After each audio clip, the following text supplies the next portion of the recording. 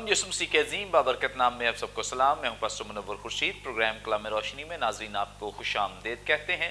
खुदावंद की शुक्रगुजारी करते हैं गुज़श्ता तमाम प्रोग्राम्स के लिए, आपके दिए गए अच्छे फीडबैक के लिए, जिस इंटरेस्ट और दिलचस्पी के साथ आप खुदा के कलाम को सीख रहे हैं, दूसरों के साथ शेयर कर रहे हैं। हमारे लिए बड़ी इनकरेजमेंट की बात है। हम इसके लिए सारा जलाल खुदावंद को देते हैं। उम्मीद करते हैं आज का ये प्रोग्राम भी आप सबके लिए बड़ा बाबरकत होगा।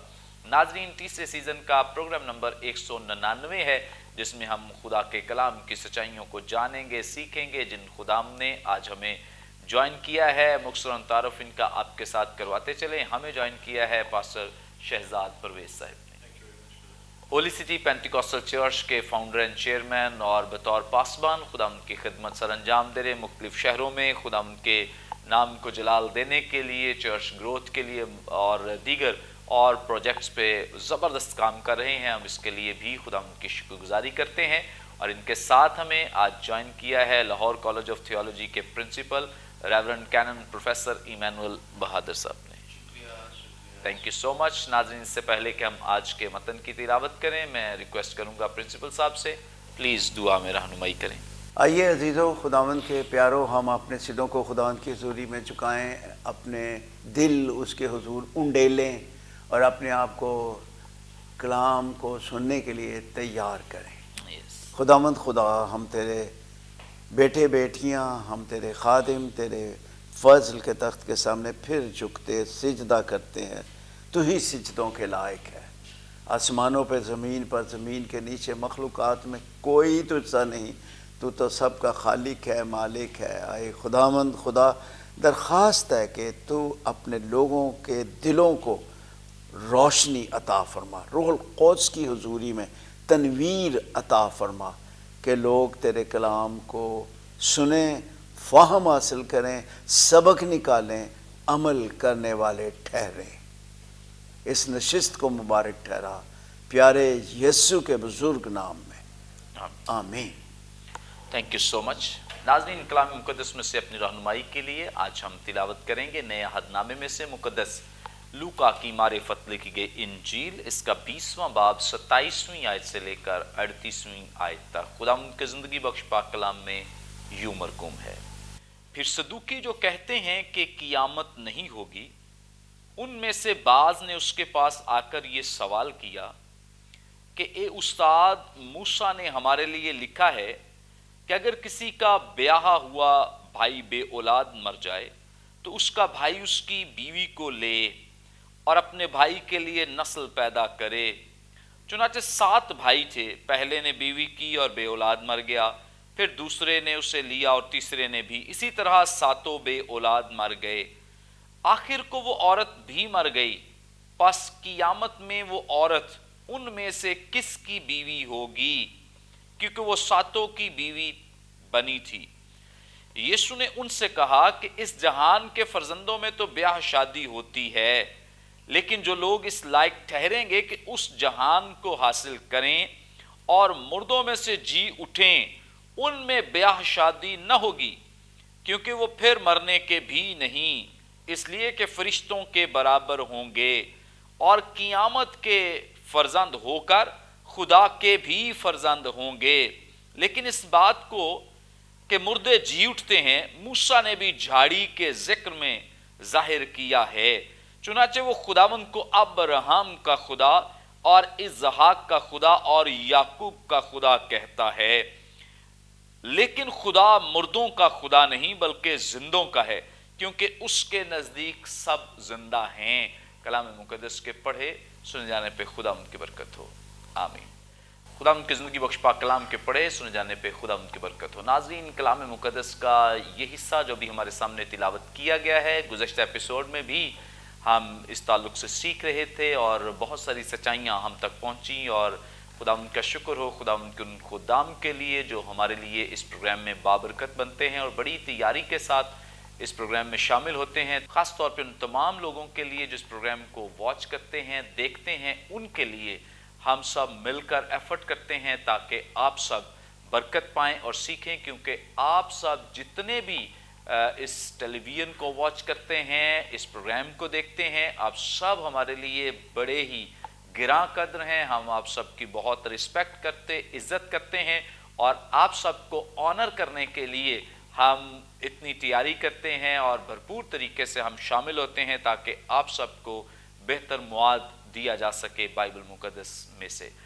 आज का ये पैसेज चूँकि गुज़श्ता सिलसिले की एक कड़ी है और हम सीख रहे हैं खुदा यीशु मसीह ईमानदारों के प्रिविलेज की भी इसमें बात करते हैं। चूँकि क़यामत की बात की है, सदूकियों ने आकर उनके इत्कादात के बारे में हमने सीखा कि वो तो इस बात पर ईमान नहीं रखते, लेकिन खुदावंद यीशु मसीह ने उनके सवाल पूछने के बाद अपनी तालीमात भी उन्हें सिखाई हैं कि अकीदा मसीहियत के मुताबिक दरअसल क़यामत के बाद यानी मुर्दों में से जी उठने के बाद होगा क्या। सो उसी सिलसिले को आगे बढ़ाते हुए खुदावंद यीशु मसीह ने एक और यहाँ पे निशानदेही की है, हम इस बात पे भी गौर करेंगे। यहाँ पे लिखा है, अगर हम 36वीं आयत को देखें, लिखा है क्योंकि वो फिर मरने के भी नहीं, ये हमने सीख लिया गुज़श्ता प्रोग्राम में। और आगे लिखा है इसलिए कि फरिश्तों के बराबर होंगे। कलाम मुकद्दस का ये हिस्सा जो भी हम सीख रहे हैं, इसके साथ अगर हम मुकद्दस पौलुस रसूल की तालीमात जो कुरिन्थियों को ख़त लिखते हुए बयान की गई हैं, पहले ख़त के 6 बाब की 3री आयत में वहाँ पे लिखा है कि हम यानी जो ईमानदार हैं ये फरिश्तों का इंसाफ करेंगे। आज हमारे साथ खुदावंद के खादिम पास्टर शहजाद साहब मौजूद हैं। मैं उनसे रिक्वेस्ट करूंगा कि वो ज़रूर हमारे इस सवाल का जवाब दें। पादरी साहब, एक जगह हमें कलाम सिखा रहा है, मुकद्दस पौलुस कह रहे हैं कि हम फरिश्तों का इंसाफ करेंगे। इसका मतलब है कि कोई बरतर दर्जा है और यहाँ पे खुदावंद यीशु मसीह ने कहा है कि हम फरिश्तों के बराबर होंगे। सो हमारी रहनुमाई फरमाएं, क्योंकि हमारा 100% जो एतकाद है, ईमान है बाइबल मुकद्दस पर, वो ये है कि बाइबल मुकद्दस में कोई तजाद नहीं है। कोई तजाद वाली बात नज़र आती है तो इसका मतलब ये है कि वो अभी मेरी अंडरस्टैंडिंग उस लेवल तक नहीं, तो हमारे ईमान को और ज़्यादा तक़वियत मिले और इस बात को आप जस्टिफाई करें कि इसमें क्या बात क्या है दरअसल। Thank you very much brother. जब हम इलाहियात, इल्म इलाही को स्टडी करते हैं तो उसमें जो बिब्लिकल थियोलॉजी है उसके अंदर एक बहुत ज़रूरी चीज़ है, या फिर इल्मुल तशरीह या तफसीर हेर्मेनेटिक्स को जब स्टडी करते हैं तो उसके लिए बहुत ज़रूरी कि हम कॉन्टेक्स्ट को देखने वाले हों, अबारत को, मतन को, उसके पस मंज़र को, उसको देख के फिर हम किसी मुकाम पे या नतीजे पे पहुंच सकते हैं कि एक्चुअली क्या बात जो है वो की जा रही। ये जो दोनों हवाला जात आपने यहाँ पे फरमाए हैं, कुरिन्थियों के नाम पौलुस रसूल का ख़त और मुकद्दस लूका की अंजील का, इन दोनों के अंदर, इन दोनों कॉन्टेक्स्ट में थोड़ा हमें फ़र्क, इसके बैकग्राउंड में हमें फ़र्क नज़र आता है। यहाँ पे मुकद्दस लूका की अंजील के अंदर इस बात के जो पस मंज़र है वो ये है कि यहाँ पे इंसानों की दूसरी लाइफ, सेकंड लाइफ या रेजरेक्शन की बात जो है वो की जा रही है। वहाँ पे जो बात है वो अथॉरिटी की जा रही है।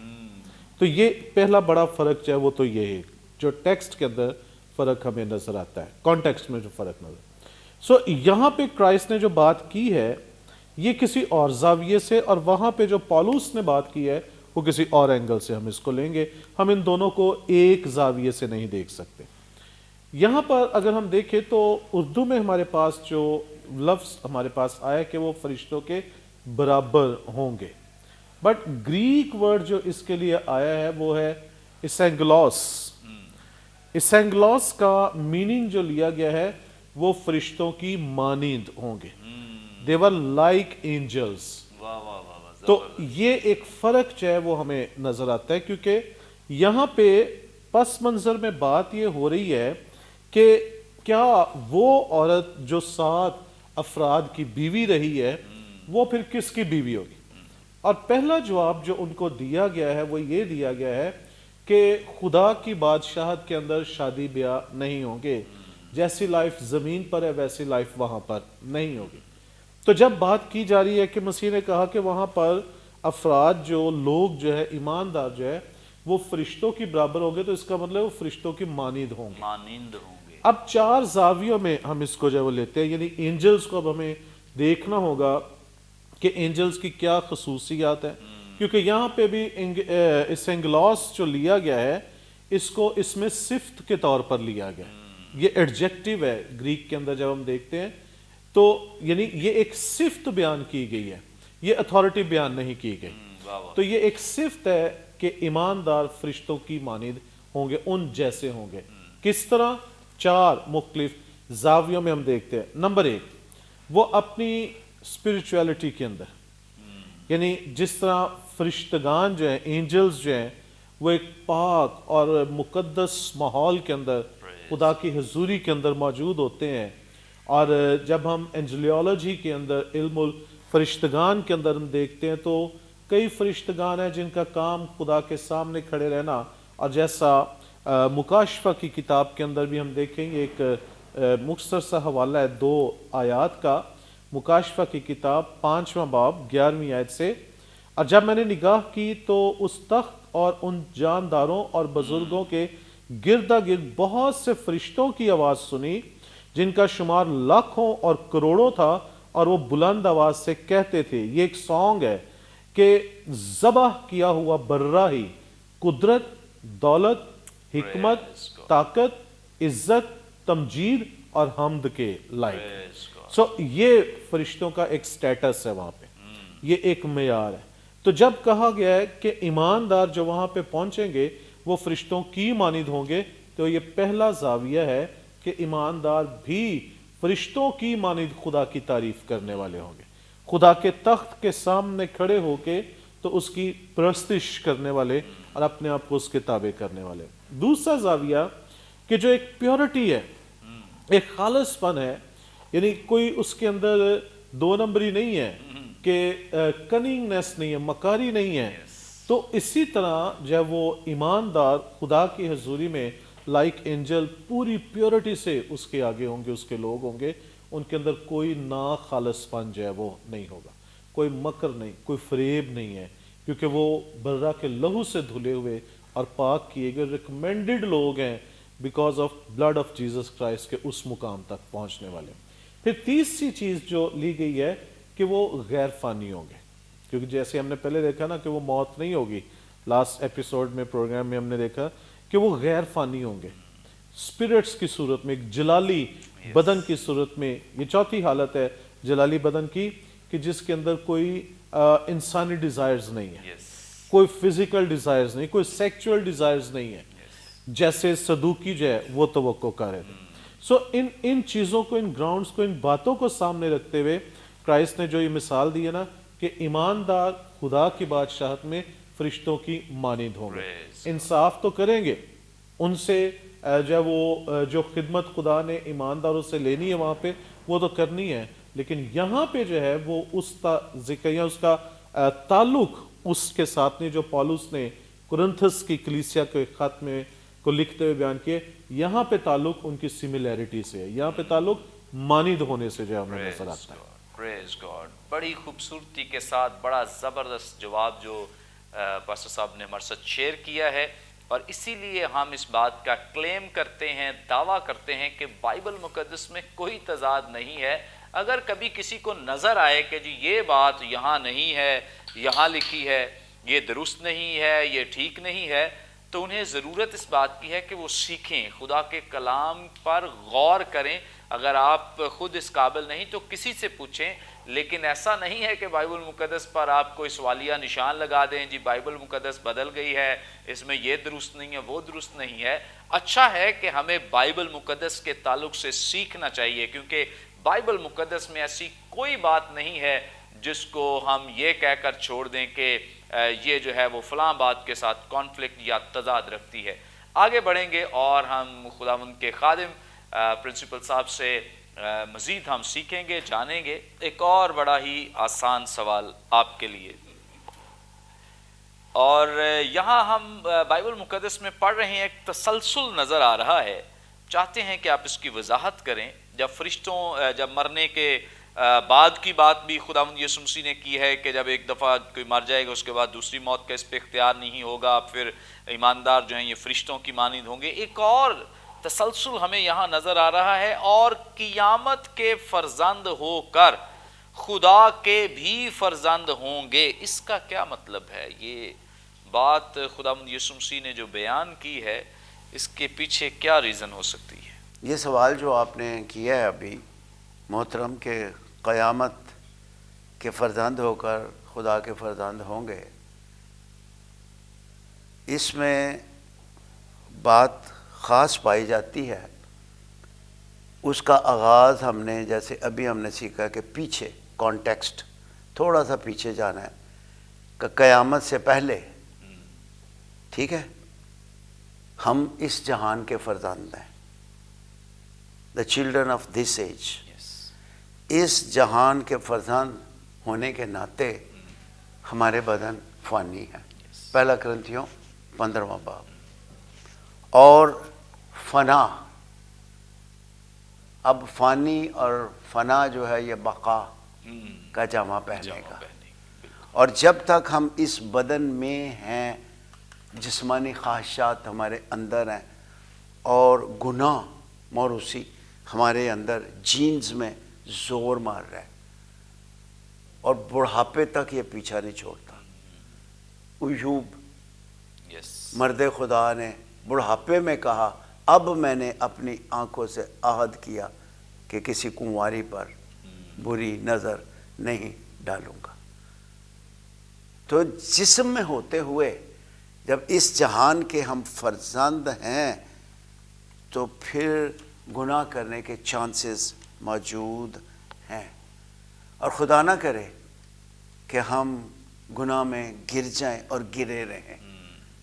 ٹھیک ہے، صادق 7 بار گرتا ہے، خدا اسے اٹھا کھڑا کرتا ہے، لیکن میں ایک شخص کو جانتا ہوں، مختصر اس قدر دعا کو، اس قدر تبلیغ کرنے والا، ساتھ اس کا بزنس بھی تھا، نام نہیں لوں گا، جگہ نہیں بتاؤں گا، اور اس قدر دعا کہ ایک دن چرپائی کو اس نے توڑ دیا جوش میں۔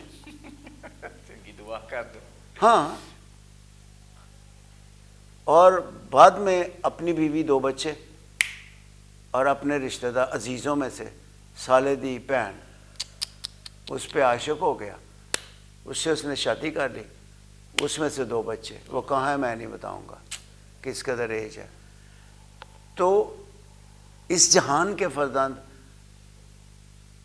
خدا پر ایمان لانے کے بعد بھی چانسز موجود ہیں کہ وہ بدی کا شکار ہو جائیں، اور قیامت کے وقت ان کو پھر جلا ویسے نہیں ملے گی جیسے ایمانداروں کو، جو جان دینے تک وفادار ہیں، آخری سانس تک جو وفادار ہے، چمٹا ہوا ہے، لپٹا ہوا ہے اپنے مالک سے، وہی قیامت کا فرزند ہوگا۔ فرشتہ نرسنگا پھونکے گا، اور جیسے کہ افسس کی کلیسیا کے نام خط لکھا ہے، اس کی پہلی تشریح یہی ہے، اے سونے والے جاگ اور مردوں میں سے جی اٹھ، تو مسیح کا نور تجھ پر۔ تو پھر ہم جو فنا کا جامع پہنے ہوئے ہیں، اس کو بقا کا جامع پہنایا جائے گا۔ ہاں ٹھیک ہے، جب ہم توبہ کرتے ہیں، ایمان لاتے ہیں، مسیح کے سے چمٹ جاتے ہیں۔ ابھی چند دن پہلے میری روحانی سالگرہ کا دن تھا، 2 فروری 1968 مجھ پر رحم ہوا۔ 2 فروری 1968 ڈاکٹر 19 روز آئے ہوئے تھے۔ اس وقت ایمان لانے سے، توبہ کرنے سے، بدی کو چھوڑنے سے میں خدا کا فرزند بن گیا، لیکن چانسز تو ہیں نا، خدا نہ کرے اب ہوں گے۔ اس کا مطلب ابھی تو ہم نے صرف بیانہ میں یہ رتبہ پایا ہے، روح القدس بھی بیانہ میں بخشا گیا ہے، روح القدس بھی کلام پاک کی باتیں ہیں، بیانہ میں بخشا گیا ہے، اور اگر جان دینے تک وفادار رہیں گے تو پھر قیامت جب ہوگی تو پھر ہم بھی جلالی بدن پا کر خدا کے فرزند ہونے کا حتمی درجہ پائیں گے۔ ایک یہاں پر ہمیں انسٹالمنٹ کے طور پہ خدا کے فرزند کہا جا رہا ہے، خدا کے فرزند ہیں، لیکن گناہ ہم سے سرزد ہوتا ہے، لیکن قیامت پر ہم جلالی بدن پائیں گے، جیسے مسیح کو جلالی بدن مل گیا، فرشتوں کی مانند ابھی بڑی خوبصورت توضیح آپ نے کی ہے, ٹھیک ہے نا. تو we would be like angels, we would be like Jesus, خداوند کی مانند ہوں گے, ٹھیک, اور ابھی بنتے جا رہے ہیں. اس لیے قیامت کے فرزند خدا کے فرزند ہوں گے, یعنی جن کو جلالی بدن ملے گا حتمی طور پر وہی خدا کے فرزند ہوں گے, اور جن کو جو گر جائیں گے, خدا نہ کرے کو گر جائے, ان کو پھر قیامت نصیب نہیں ہوگی جیسے ایمانداروں کو ہوئی, اور مسیح پہلا پھل ٹھہرا ہے, وہ خدا کے فرزند نہیں ہوں گے. اس وقت نرسنگا پھونکا جائے گا اور موت فتح کا لقمہ ہو جائے گی. اور پھر ابھی جدائی کی حالت میں ہیں ہم, ابھی جدائی کی حالت میں ہیں. اگرچہ ہم دعا کرتے رہتے ہیں, جگانگت ہے, لیکن پھر حتمی طور پہ ہم خدا کی قربت, انٹیمیسی, حتمی طور پر ہم اس کی گود میں ہوں گے. لہذا قیامت کے فرزند ہو کر خدا کے فرزند ہوں گے, اس کا مطلب ہے ایک تجربہ یہاں, عرفان یہاں, ایک عرفان یہاں, اور حتمی عرفان آسمانوں پہ جا کے. عرفان کا مطلب ہے تجرباتی علم, دوستوں کے لیے, جسے آپ گریک کو بار بار کوٹ کرتے ہو, ایپیگنوسس کہا جاتا ہے. ایک یہاں ہے ہیڈ نالج, اور ایک یہاں ہے. پھر ہم روبرو ہو کے دیکھیں گے کہ ہمارا خداوند کیسا خداوند ہے, اور پھر اس کے خاندان میں شریک ہونے کا کیسا مزہ ہے. اس وقت آسمانوں پہ جا کے ہم چکھیں گے اس کی پدرانہ شفقت کو. پریز گاڈ, تھینک یو سو مچ. بڑی خوبصورت بابرکت باتیں جو ہم نے خدا کے خادم سے جانی ہیں, سیکھی ہیں, اور یقیناً جب ہم وہ سب لوگ جو ایماندار ہیں, یہ یاد رکھیں کہ جتنے پریولیج, جو آنر, استحقاق کی بات ہو رہی ہے, عزت افزائی کی بات, یہ صرف ایمانداروں کے لیے کی جا رہی ہے. ابھی چونکہ غیر ایمانداروں کا یہاں پہ اس طرح سے تذکرہ ہم نے نہیں کیا کہ ان کا انجام کیا ہوگا. یہ صرف وہ عزت افزائی جو ایمانداروں کی, اور وہ ایماندار جو مسیح یسوع کو اپنا شخصی نجات دہندہ قبول کرتے ہیں, ان کے لیے اس کی تصدیق کی ہے خداوند یسوع مسیح نے کہ ان پر دوسری موت کا اختیار نہیں ہوگا. اس کے بعد فرشتوں کی مانند ہوں گے, یعنی پاکیزگی کا یہ عالم ہوگا. اور تیسری بات یہاں پہ کہ قیامت کے فرزند ہو کر وہ خدا کے فرزند, یعنی خدا کے بیٹے کہلائیں گے, اور خدا کی رفاقت میں, جس طور سے خدا کلام اس بات کی تصدیق کرتا ہے کہ ہم سب مسیح کے ہم میراث ہوں گے, مسیح کے ساتھ ہوں گے, یعنی جو کچھ مسیح کا ہے وہ سب کچھ ایمانداروں کا ہوگا. ناظرین, ابھی اور بہت کچھ باقی ہے, لیکن یہاں پہ وقت ایک بریک کا, ہم لیں گے ایک شارٹ بریک. ہمارے ساتھ رہیے, دیکھتے رہیے پروگرام کلام روشنی.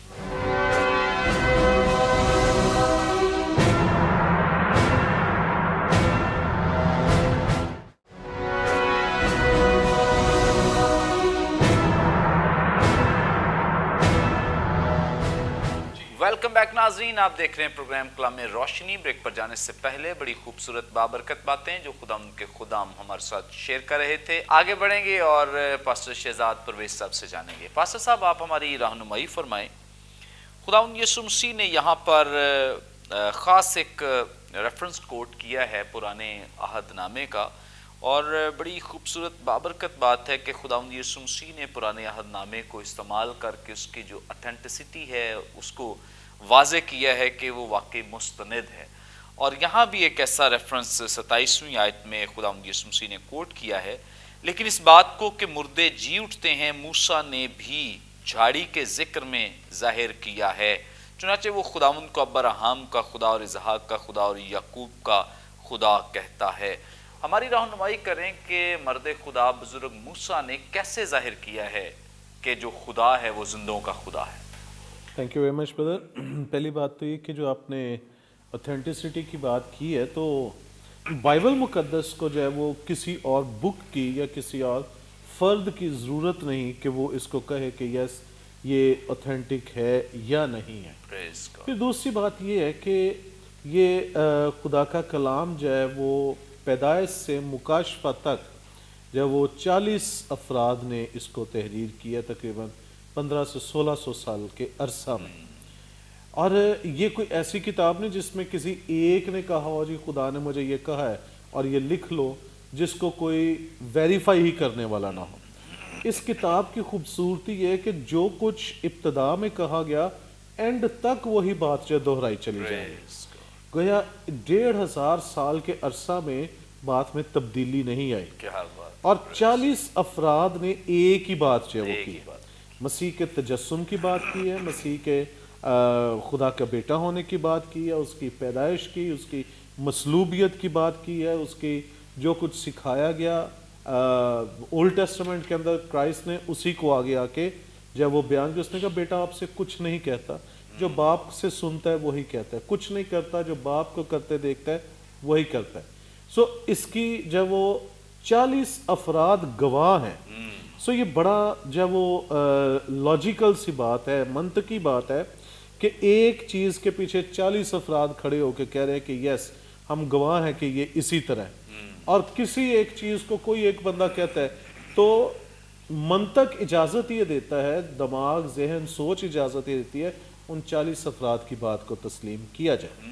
اب یہاں پر اس حصہ میں جب ہم آتے ہیں پادری صاحب، اس کے علاوہ میں نے کچھ ایسے لوگوں کو دیکھا ہے جو ایک سائڈ پہ بائبل مقدس رکھ لیتے ہیں اور دوسری سائڈ پہ ایک اور کتاب رکھ لیتے ہیں اور کہتے ہیں یہ دیکھیں جی بائبل میں بھی یہ لکھا ہے اور یہی بات اس میں بھی لکھی ہے.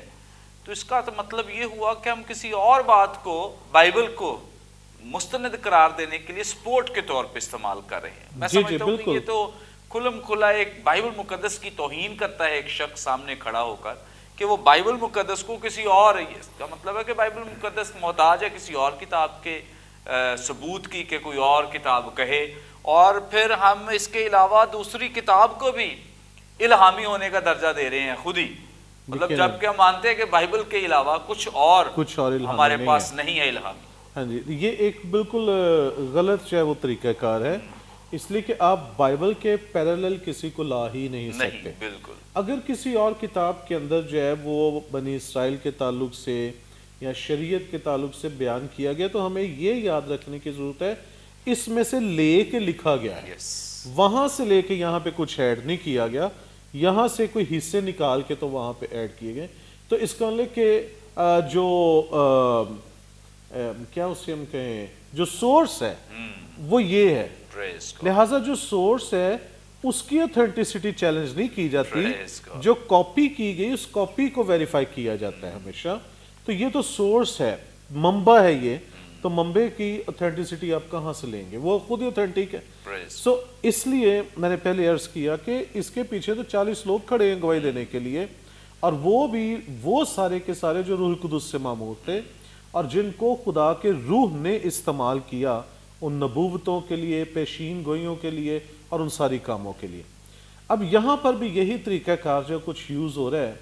اس سے پہلے کہ مسیح خداوند حضرت موسیٰ کا حوالہ دیں، یہ حوالہ دراصل صدوقیوں نے جب اٹھایا اور کرائسٹ نے اسی جگہ سے جہاں سے انہوں نے بات شروع کی ہے، مسیح نے بھی اسی شخصیت کا حوالہ دے کر بات کی ہے. کیونکہ مسیح خداوند یقیناً یہ جانتے تھے کہ یہ لوگ جب وہ لکھی ہوئی بات کو مانیں گے، یہ روایات کو یا سینہ بہ سینہ آنے والی باتوں کو تسلیم نہیں کریں گے. سو کرائسٹ نے اسی لیے حوالہ دیا جھاڑی کے ذکر کا کہ وہاں پر جب وہ دیکھو اس ذکر کے اندر، اس بیان کے اندر موسیٰ جو ہے وہ کیا کہہ رہے. تو جب ہم ذرا اس بیان کی طرف چلیں جس کا یہاں پہ کوٹ کیا ہے کرائسٹ نے، 30 باب خروج کی کتاب اور اس کا 30 باب اور اس کی 4 آیت کو جہاں دیکھیں، جب خداوند نے دیکھا کہ وہ دیکھنے کو کترا کر آ رہا ہے تو خدا نے اسے جھاڑی میں سے پکارا اور کہا اے موسیٰ، اے موسیٰ. اس نے کہا میں حاضر ہوں. تب اس نے کہا ادھر پاس مت آ، اپنے پاؤں سے جوتا اتار، کیونکہ جس جگہ تو کھڑا ہے وہ مقدس زمین ہے. پھر اس نے کہا میں تیرے باپ کا خدا، یعنی ابراہیم کا خدا، اسحاق کا خدا اور یعقوب کا خدا، اب کرائسٹ اس ریفرنس کو وہاں پہ کوٹ جو ہے وہ کر رہے ہیں. انہوں نے استثناء 25ویں باب کا حوالہ کوٹ کیا, کرائسٹ اس ریفرنس کو کوٹ کر رہے ہیں. اور یہاں پہ اگر ان آیات کے اندر دیکھیں تو جو خدا نے اپنا انٹروڈکشن کرایا 3 افراد یا 3 شخصیات کے حوالہ سے, ابراہم, اسحاق اور یعقوب, یہ وہ افراد ہیں جن کے ساتھ خدا نے بڑھوتی کے وعدے کیے ہیں. کووننٹ آف ابراہم, جب ہم اس کو دیکھتے ہیں, خدا نے کہا کہ میں تیری نسل کو بڑھاؤں گا, برومند جو ہے وہ کروں گا. اور کووننٹ کے لیے یہ بڑا ضروری ہے کہ جو شخص مر جاتا ہے اس کے ساتھ کووننٹ قائم نہیں رہتا, کووننٹ بھی ختم ہو جاتا, عہد بھی ختم جو ہے وہ ہو جاتا ہے. لیکن جب ان کا تذکرہ کیا گیا ہے تو اس کا مطلب ہے کہ اگر عہد قائم ہے تو پیچھے موسیٰ کو جو بیان کیا گیا ہے, میں تیرے ان باپ دادا کا خدا ہوں جن کے ساتھ میں نے عہد قائم کیا, کووننٹ جو ہے وہ قائم کیا تھا. تو گویا خدا کی نگاہ کے اندر یا خدا کی حضوری کے اندر یا خدا کے سامنے وہ زندگیاں جو ہیں, وہ لوگ جو ہیں جسمانی موت تو مر گئے ہیں مگر خدا کی حضوری میں وہ زندہ لوگ ہیں. جو ابدی موت ہے وہ ان پر غالب نہیں آ پائی, وہ خداوند کے سامنے زندہ ہے. اس لیے یہ کہا گیا کہ خدا زندوں کا خدا ہے, جو پہلی قیامت میں مکاشفہ کی کتاب کے مطابق شامل ہونے والے ہیں. جو دوسری قیامت میں ہیں ان پر موت کا اختیار ہے, مگر جو پہلی قیامت میں ہیں ان پر موت کا اختیار نہیں ہے.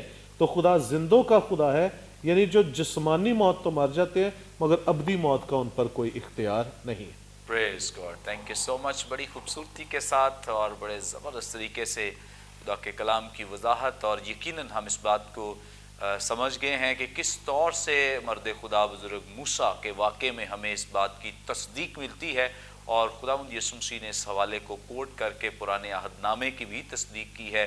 اور یقیناً ہم پرانے عہد نامے کو نئے عہد نامے میں دیکھ سکتے ہیں, اور نیا عہد نامہ جو ہے وہ پرانے عہد کو ظاہر کرتا ہے, اس کی اتھینٹسٹی کو ظاہر کرتا ہے. آگے بڑھیں گے اور 38ویں آیت جو آج کے متن کی آخری آیت ہے, اس کے مطابق لکھا ہے لیکن خدا مردوں کا خدا نہیں بلکہ زندوں کا ہے, کیونکہ اس کے نزدیک سب زندہ ہیں. پرنسپل صاحب, اس آیت کا کیا مطلب ہے؟ بہت شکریہ جی.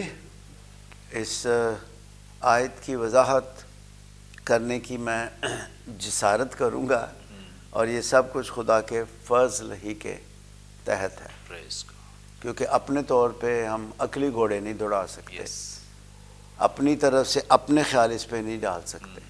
کلام اپنی تشریح خود کرتا ہے, اس لیے کوشش کریں گے کہ وہ کلام خود جو تشریح کر رہا ہے اس میں سے ہم اس سوال کو دیکھیں کہ خدا, لیکن خدا مردوں کا خدا نہیں بلکہ زندوں کا خدا ہے. خدا مردوں کا خدا نہیں بلکہ زندوں کا خدا ہے, کیونکہ سب اس کے نزدیک زندہ ہیں.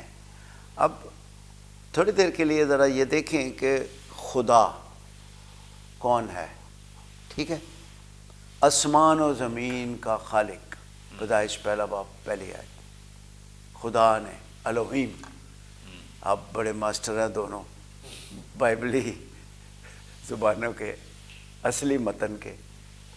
تو الوہیم وہاں تو خیر گاڈز ہے, خداؤں نے زمین اور آسمانوں کو اور جو کچھ ان میں ہے ان کو پیدا کیا.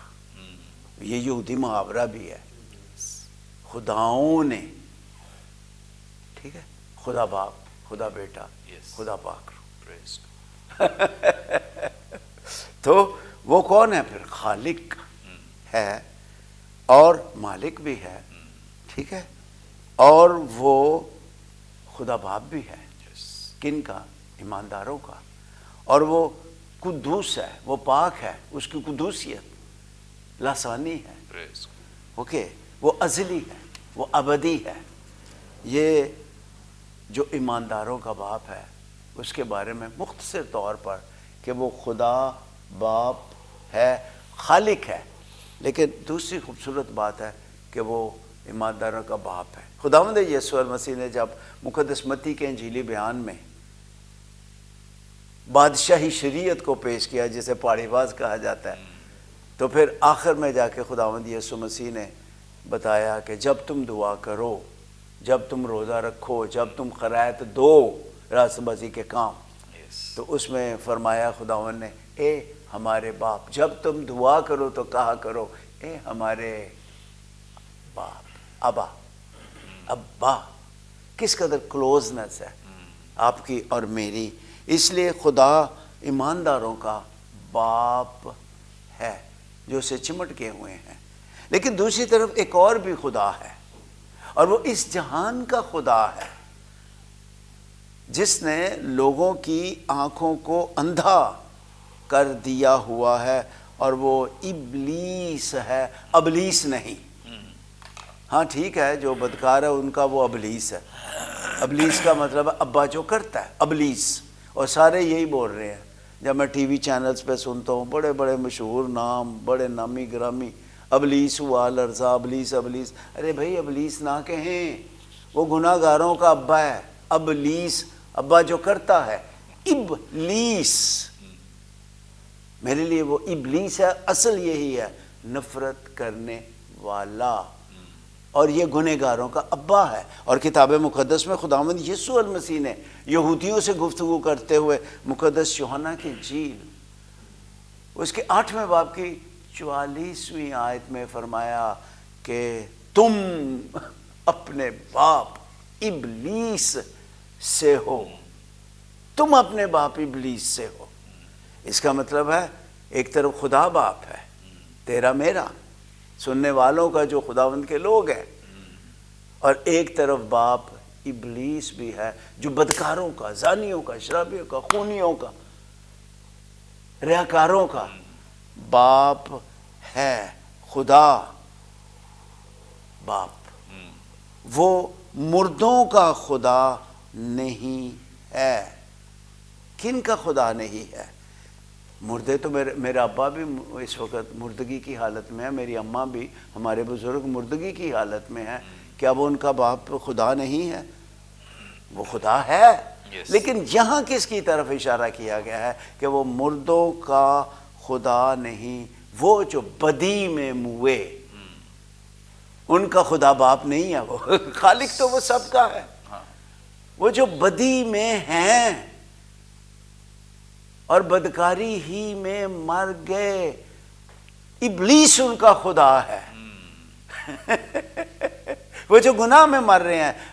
مشرف بیٹے کے ابا نے فرمایا جب بیٹا واپس آیا تو اپنے بڑے بیٹے کو کہنا تیرا بھائی مردہ تھا. تو جو گناہ میں مردہ ہے اس کا ابا اور ہے.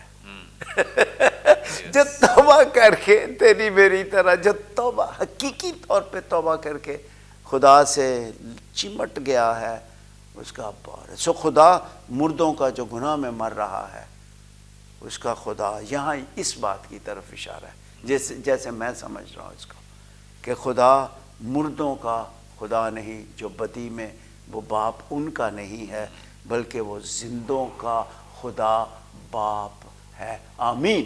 وہ زندوں کا خدا باپ ہے. اور یہ سچ مچ حقیقت ہے کہ وہ جو نئی پیدائش کا تجربہ پا چکے اور پا رہے ہیں، یہ جاری رہنے والا عمل ہے. جن کے دلوں کے اندر قیامت جیسی تبدیلی، جیسے کہ آپ فرما رہے ہیں قیامت، جن کے اندر یہاں قیامت جیسی تبدیلی رونما ہوئی اور بدستور جاری ہے، وہ ان کا باپ ہے، نہ کہ مردوں کا جو اپنے گناہ میں مرے ہوئے ہیں.